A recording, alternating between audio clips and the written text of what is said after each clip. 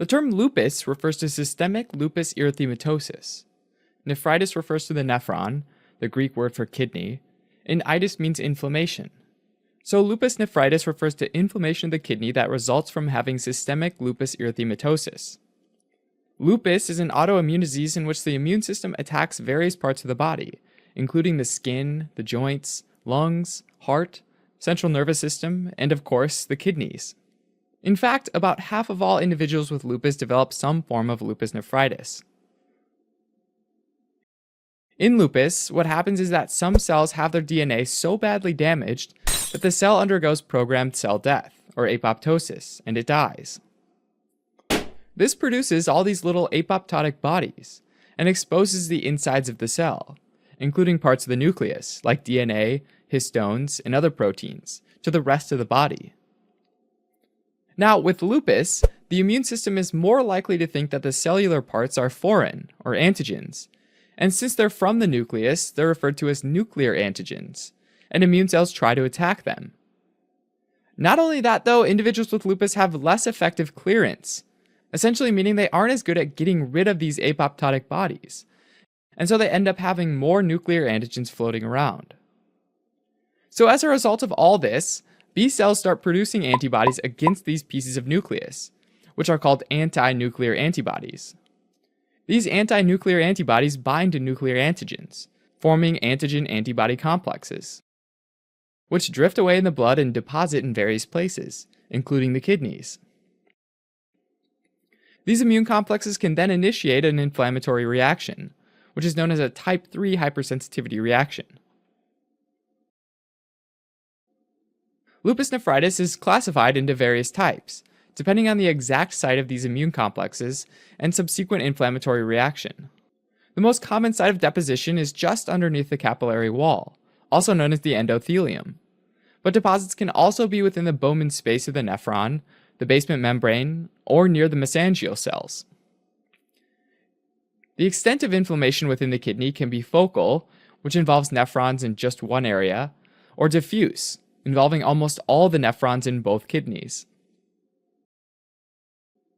In the majority of cases, lupus nephritis presents as a nephrotic syndrome, which means that the damage to the nephron allows plasma proteins to get into the urine, which causes proteinuria, typically greater than 3.5 grams per day.